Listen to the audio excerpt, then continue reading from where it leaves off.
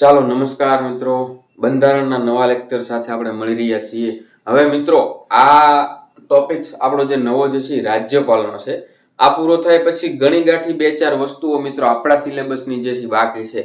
એમથી જોઈએ તો બંધારણ બહુ મોટો દરિયો છે મિત્રો, પણ આપણે જે છે સિલેક્ટેડ વસ્તુ કરવાની છે અકોર્ડિંગ ટુ સિલેબસ. બરોબર મિત્રો, જેમાં ભાગ 6 માંથી માત્ર ને માત્ર એક રાજ્યપાલ આવે છે, આપણે બીજું કાંઈ જ આવતું નથી. અને હાઈકોર્ટ પણ આવશે મિત્રો, પણ એ આપણે જ્યુડિશિયરી સિસ્ટમ ન્યાયતંત્ર જ્યારે ભણવાનું થશે ત્યારે તેની સાથે કરી લઈશું. બરોબર મિત્રો, ભાગ 3 આપણે કરી લીધો, ભાગ 4 કરી લીધો, ભાગ 4A કરી લીધો, ભાગ 5 કરી લીધો, અને ભાગ 6 ની અંદર જે રાજ્યપાલનો ટોપિક છે તે આપણે કરવા જઈ રહ્યા છીએ. હવે મિત્રો જે લોકોને પણ ચેનલને સબસ્ક્રાઇબ કરવાની બાકી હોય તે ચેનલને સબસ્ક્રાઇબ કરી લો, ટેલિગ્રામ ચેનલ જોઈન કરી લો. મિત્રો વસ્તુ શું છે, રાજ્યપાલ ભણવું હશે તો એના પહેલા તમે રાષ્ટ્રપતિ ભણેલા હોવા જોઈએ. જો રાષ્ટ્રપતિ તમને સમજવામાં તમને સમજાય છે મિત્રો, તો જ તમે રાજ્યપાલ સમજી શકો. અને રાષ્ટ્રપતિ તો આપણે પહેલેથી છેલ્લે સુધી આપણને યાદ છે, હું એવું માનું છું. કારણ કે આપણે બહુ ડિટેલમાં ભણ્યા હતા, સમજીને ભણ્યા હતા. એની હોદ્દા, લાયકાત, નિમણૂકની સત્તાઓ, આ સત્તાઓ, વહીવટી છે, બધી જ વસ્તુ આપણે ભણ્યા હતા, સંઘની કારોબારીથી લઈને. તો એ જ વસ્તુ અહીંયા સેમ ટુ સેમ છે, જસ્ટ ખાલી ને ખાલી થોડો ફેર છે. બરોબર, રાષ્ટ્રપતિ જે છે કેન્દ્ર લેવલે હોય, સમજાય છે, કેન્દ્ર લેવલ હોય. રાજ્યપાલ જે છે રાજ્ય લેવલે હોય. જેમ કે આપણા રાષ્ટ્રપતિ જે છે દિલ્હીથી હોય, બરોબર, પરંતુ જે રાજ્યપાલ જે છે આપણા ગુજરાતના અલગ હોય, મહારાષ્ટ્રના અલગ હોય, મધ્યપ્રદેશના અલગ હોય, રાજસ્થાનના અલગ હોય, તમિલનાડુ, દરેક રાજ્યની અંદર એક એક રાજ્યપાલ હોય છે. બરોબર, તો આપણે એમ સમજીને ચાલીએ કે જેવો રાષ્ટ્રપતિ કેન્દ્રમાં બેઠેલો એવો ગુજરાતમાં એક રાજ્યપાલ છે, જેને આપણે ગુજરાતનો રાષ્ટ્રપતિ આપણી ભાષામાં કહીશું. ઓફિશિયલી ક્યાંય કહેવામાં નથી આવતું, પરંતુ તમને યાદ રહે સરળતાથી એટલા માટે હું તમને આમ યાદ રખાવું છું. બરોબર મિત્રો, ચાલો તો હવે શરૂ કરીએ.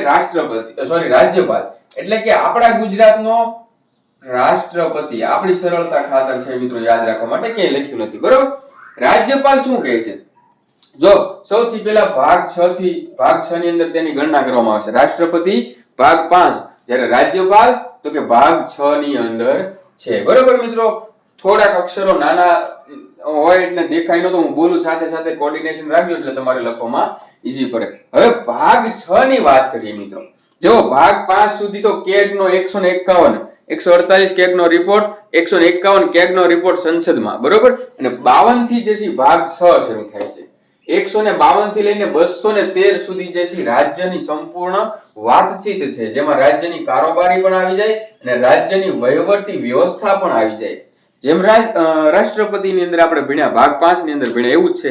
બરોબર, હવે એમાંથી કારોબારીની વાત કરીએ તો કારોબારીમાં જેમ રાષ્ટ્રપતિમાં 5 સભ્યો હતા, બરોબર છે ને, એવી જ રીતે અહીંયા 153 થી લઈને 167 સુધીનાનું છે જે છે રાજ્યની કારોબારીના છે. 153 થી લઈને 167 સુધીના. અને આ રાજ્યની કારોબારીમાં જેમ સંઘની કારોબારીમાં 5 વ્યક્તિનો સમાવેશ થતો એમ રાજ્યની કારોબારીમાં 4 વ્યક્તિઓનો સમાવેશ થાય છે. બરોબર મિત્રો, કેટલા? તો કે 4 વ્યક્તિઓનો સમાવેશ થાય છે, જેમાં એક રાજ્યપાલ, જેને ઇંગ્લિશમાં ગવર્નર કહેવાય, એટલે ટૂંકું આપણે રાજ્યપાલનું શોર્ટ ફોર્મ GV કરશું. બરોબર, જેમ રાષ્ટ્રપતિ, ઉપરાષ્ટ્રપતિ બધાને શોર્ટ ફોર્મ આવે એવી જ રીતે. ત્યારબાદ મુખ્યમંત્રીનો સમાવેશ થાય છે, જેને CM કહેવામાં આવે છે, ચીફ મિનિસ્ટર. બરોબર, ત્યારબાદ રાજ્ય મંત્રી પરિષદ. મંત્રી પરિષદ તો આપણને ખબર છે મિનિસ્ટર કાઉન્સિલ, બરોબર, પણ સ્ટેટ મિનિસ્ટર કાઉન્સિલ એટલે કે રાજ્ય મંત્રી પરિષદ, જેને SMC કહેવામાં આવે છે.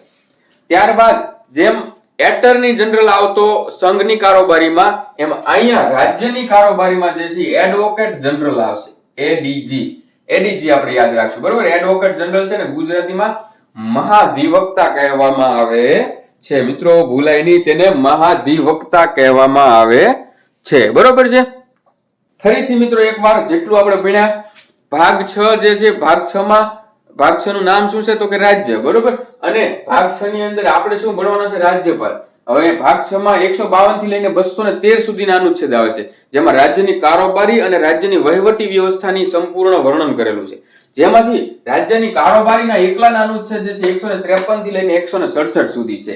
અને એમાં કુલ કેટલા? તો કે 4 વ્યક્તિઓનો સમાવેશ થાય છે, રાજ્યપાલ, મુખ્યમંત્રી, રાજ્ય મંત્રી પરિષદ અને મહાધિવક્તા. ઓલામાં 5 હતા રાષ્ટ્રપતિમાં, અહીંયા કેટલા છે? 4 છે. જીવી, સીએમ, એસએમસી ને એડીજી. એડીજી એટલે એડવોકેટ જનરલ એટલે મહાધિવક્તા. બરોબર મિત્રો, ચાલો હવે આપણે જે વાતની શરૂઆત કરીએ તે પહેલા એક વસ્તુ યાદ રાખી લો. આ પ્રશ્ન વારાઘડીએ પૂછે છે કે રાજ્યપાલ પોતાનું રાજીનામું કોને આપે? તો કે રાજ્યપાલ પોતાનું રાજીનામું જે છે રાષ્ટ્રપતિને આપે છે. કોને આપે? રાષ્ટ્રપતિને આપે છે. તો જેટલા રાજ્યો છે એટલા રાજ્યપાલ હશે, એ બધા રાજ્યપાલો જે છે પોતપોતાના રાજીનામા રાષ્ટ્રપતિ સુધી પહોંચાડશે. ઓકે, ચાલો આ એક આઈએમપી પ્રશ્ન થઈ ગયો. ત્યારબાદ રાજ્યપાલ જે છે રાજ્યનો બંધારણીય વડો છે. સમજાય છે મિત્રો? જેમ રાષ્ટ્રપતિ દેશનો બંધારણીય વડો હતો એમ રાજ્યનો બંધારણીય વડો રાજ્યપાલ. બરોબર. પછી એમાં આખા દેશના સંપૂર્ણ કાર્યો જે છે કોના નામે થાય છે? તો કે રાષ્ટ્રપતિના. તો રાજ્યના બધા કાર્યો કોના નામે થાય છે? તો કે રાજ્યપાલના, જીવીના. જીવી એટલે રાજ્યપાલ. બરોબર. આટલી વસ્તુ, આ બધું હવે આપણે ભણી જ ગયા છે, તમને કાંઈ નવું નહીં લાગે. 110% તમારે જેમાં લખવું એમાં લખી લો, આમાંથી એક પણ વસ્તુ તમને નવી નહીં લાગે. કારણ કે આપણે પેલા રાષ્ટ્રપતિ ભણી ગયા. રાષ્ટ્રપતિ મેં તમને કીધું હતું બંધારણના દરેક ખૂણા સાથે એનું કનેક્શન છે. બરોબર. રાષ્ટ્રપતિ ભણી ગયા તો તમને આગળ કાંઈ નવું લાગશે નહીં. બરોબર.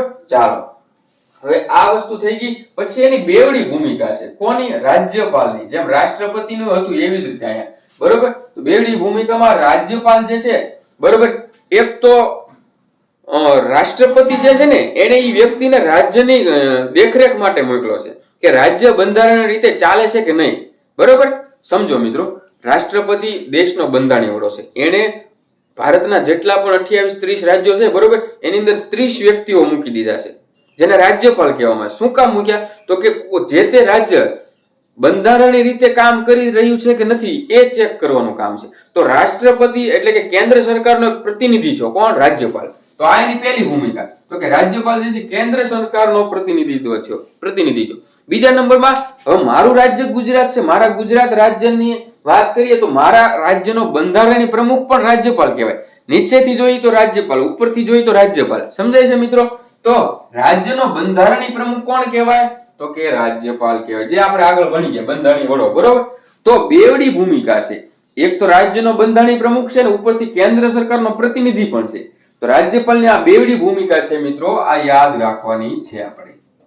ચાલો, સમજાઈ ગયું મિત્રો? હવે આપણે આગળ ચાલીએ. પહેલા જલ્દી ફાસ્ટ રિવિઝન મિત્રો.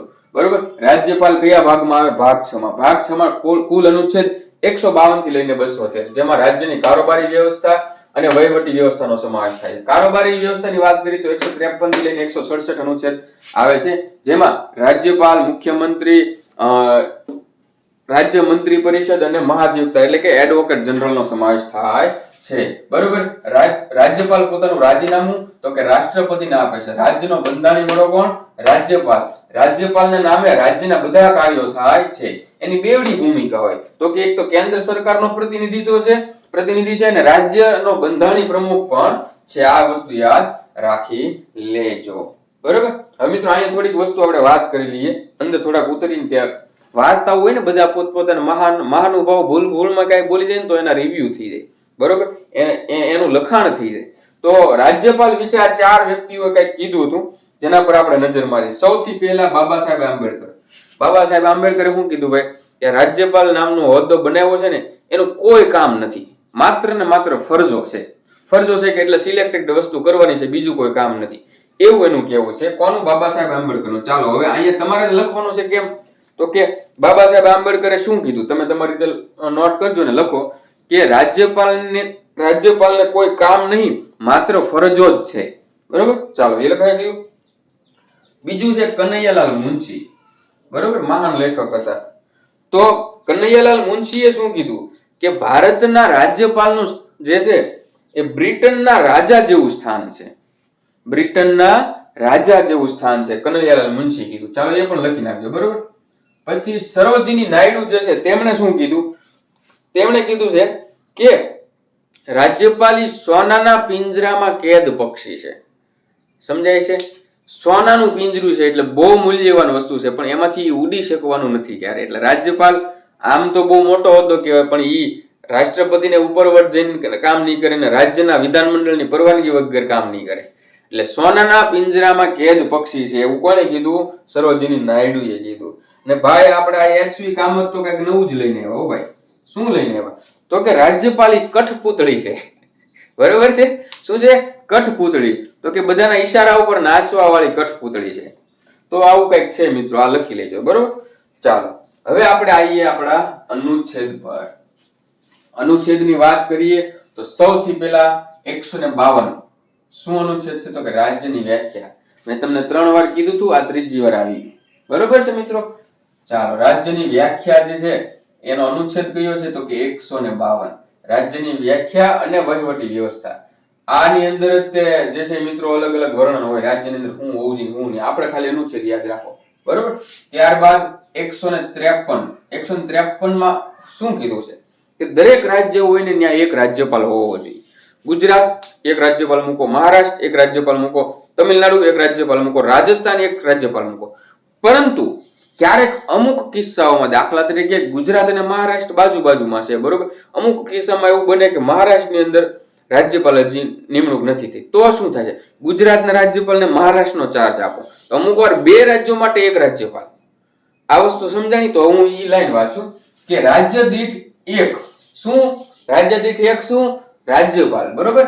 ક્યારેક 2 રાજ્યો માટે એક. અમે ટૂંકમાં બનાવી લખ્યું છે મિત્રો, તમે છે ને કન્ફ્યુઝન તમે તમારી રીતે લખજો.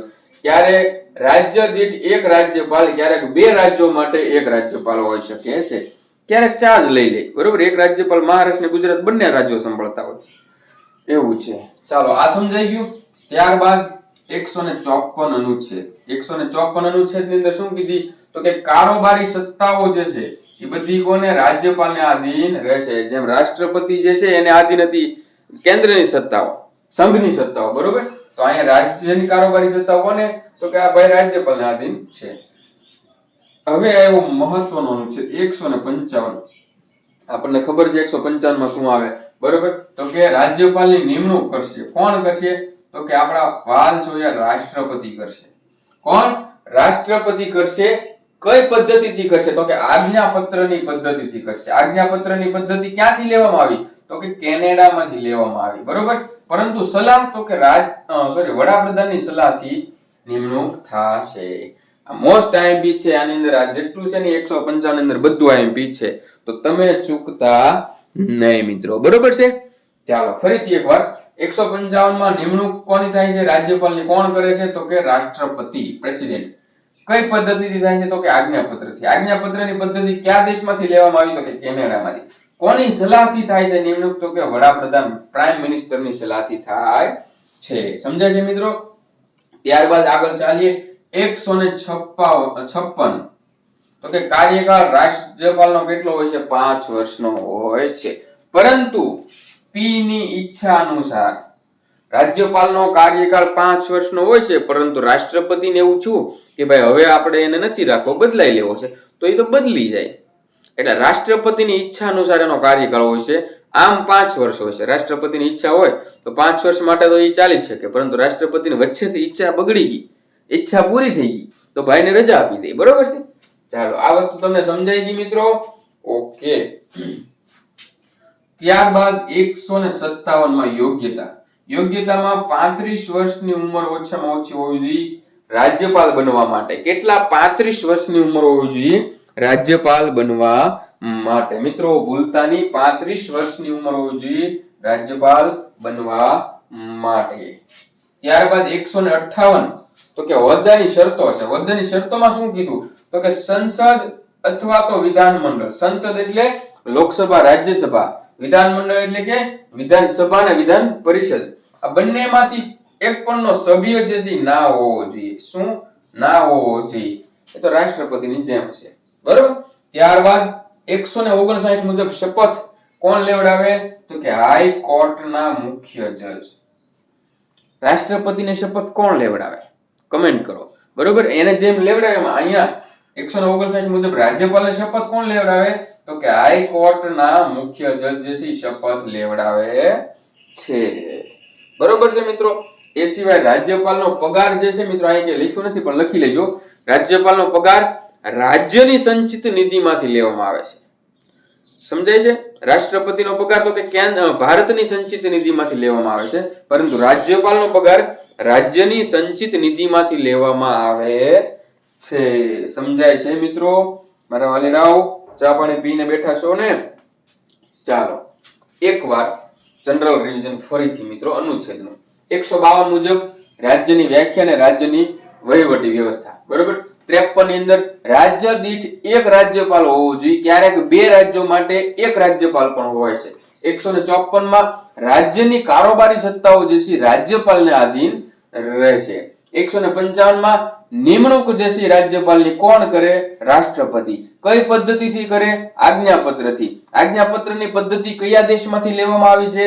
કેનેડામાંથી. અને કોની સલાહથી નિમણૂક થાય છે? તો કે વડાપ્રધાનની સલાહથી થાય છે.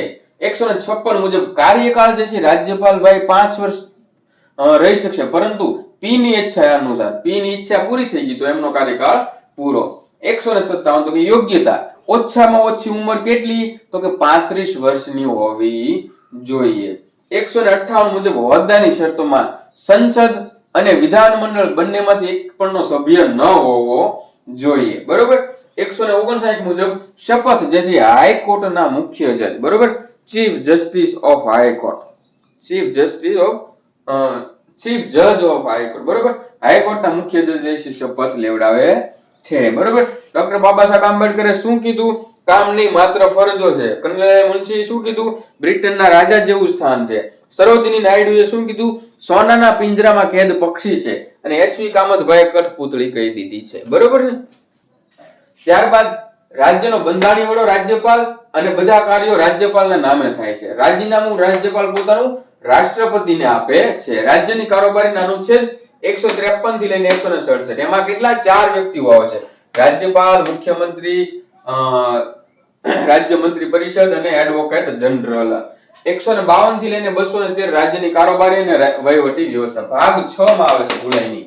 કોણ? રાજ્યપાલ. બરોબર છે મિત્રો? ચાલો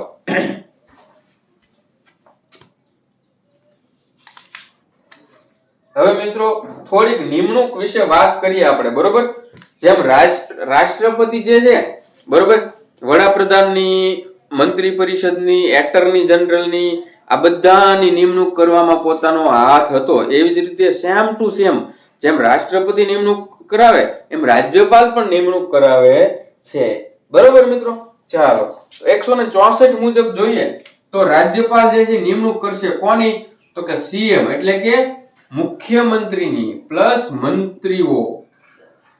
આ મંત્રીઓની વાત કરીએ ને, આ મંત્રીઓમાં રાજ્ય મંત્રી પરિષદના બધા મંત્રીઓ આવી જાય છે. અથવા તો અહીંયા મંત્રીઓની જગ્યાએ આપણે એસએમસી લખી નાખીએ, સ્ટેટ મિનિસ્ટર કાઉન્સિલ, તો પણ ચાલશે.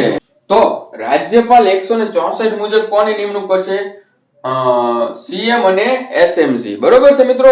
ભૂલાય નહીં. હવે મિત્રો આ રાજ્ય મંત્રી પરિષદ જે છે, રાજ્ય મંત્રી પરિષદ એની અંદર બધા મંત્રીઓની નિમણૂક કરશે, પરંતુ અમુક જે રાજ્યો જે છે, જે સ્પેસિફિક છે, ત્યાં જનજાતિ કલ્યાણ મંત્રીઓની નિમણૂક અલગથી કરશે.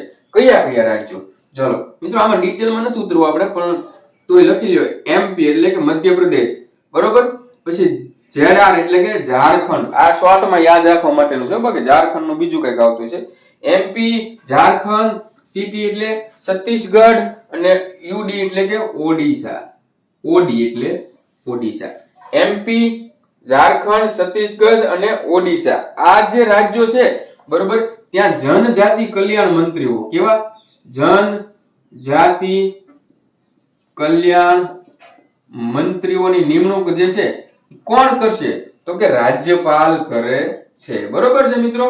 164 મુજબ અનુચ્છેદ ફરીથી સમજાય દો.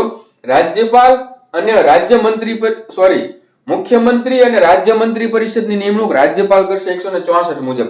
પરંતુ અમુક રાજ્યો એટલે કે મધ્યપ્રદેશ, ઝારખંડ, છત્તીસગઢ અને ઓડિશા, આ 4 રાજ્યોમાં રાજ્યપાલ જે છે આ સિવાય જનજાતિ કલ્યાણ મંત્રીઓની નિમણૂક કરે છે. ખાલી યાદ રાખવાનું છે, એમાં આપણે પીએચડી નથી કરવાનું, કારણ કે 10 જ માર્કનું છે બંધારણ. બરોબર છે? ઓકે ચાલો. ત્યારબાદ 165 અનુચ્છેદ 165 165 અનુચ્છેદની અંદર વાત કરીએ મિત્રો, તો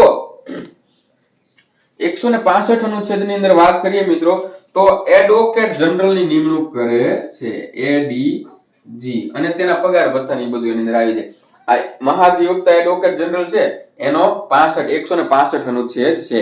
જેમ ઓલાની અંદર મિનિસ્ટર કાઉન્સિલ આવતું, બરોબર, કયા અનુચ્છેદ મુજબ કેજો, બરોબર, 75 ની મુજબ, 76 મુજબ એટર્ની જનરલ, એમાં 165 મુજબ એડવોકેટ જનરલ આવશે, બરોબર છે. ચાલો, એના પછી એક અનુચ્છેદ જે છે કઈ કામનો નથી, પણ અહીં મારે આડો આવ્યો છે એટલે કરી દો, બરોબર.